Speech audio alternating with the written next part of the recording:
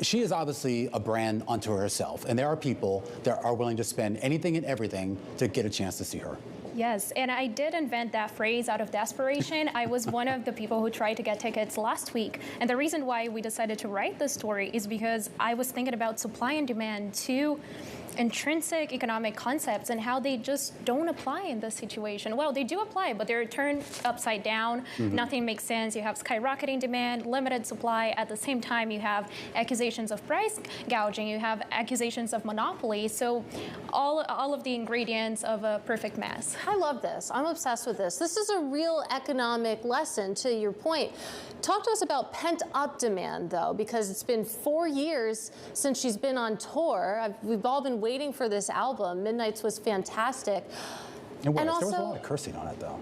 I mean, good for her. She's an adult woman. She can do whatever she wants. But talk a little bit about that pent-up demand. Exactly, and that's, as you said, that's what you're seeing here. You're seeing people who haven't had a chance to see their favorite artist for 2 years. In the case of Taylor Swift, it's going to be 5 years by the time she hits the stage next year. So you have a lot of people who maybe they've been saving throughout the pandemic to see their favorite artist play live, but maybe they're just thinking they don't have any savings. But give us some idea of what they're paying, because these are some pretty steep prices. I mean, at least on the secondary market. What are we talking here? I know we mentioned $40,000 at the high end, but what are we looking at for like just regular tickets? Yeah, so the interesting thing here is that when you look at the primary market, tickets were capped. So you could not pay more than $900 plus fees. But when you look at the secondary market, you can see some tickets going for as much as $45,000. I don't know if anyone's going to pay for it, but the price is there. Yeah. That's fine. It's an arm and a leg. But let's talk about the resellers.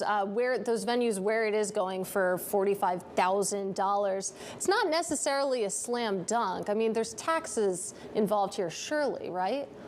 Oh, yes, for sure. There's a lot of things involved. You have taxes, but you also have the fact that demand at this point is almost inelastic, right? And I think that's the biggest premium that you're seeing here. It's the fact that these people, and we were talking about pent-up demand, they're willing to pay this much. They're willing to go hard on that. I am curious. I mean, obviously we know Taylor Swift is kind of a brand that is sort of at that upper echelon. There's only probably a couple other artists out there like her that could probably demand Ariana this. Grande.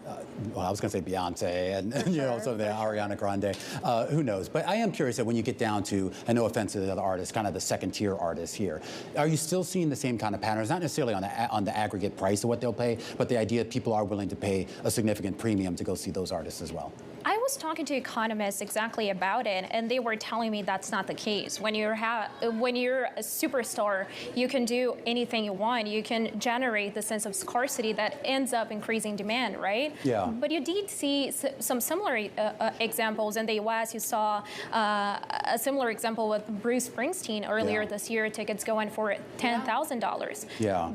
Was that the Broadway show he did, or something like that? It was his tour in Jersey. Oh, the tour in Jersey. Yeah. So people were right, really mad they wouldn't be able to Remember see the Broadway Springsteen. one? Everybody was trying to get tickets for that before the pandemic. Yeah, I didn't see it. Well, I didn't either. I mean, it was kind of expensive. What would you pay for Taylor Swift? I would pay $1,000. That's my ceiling. What would you pay?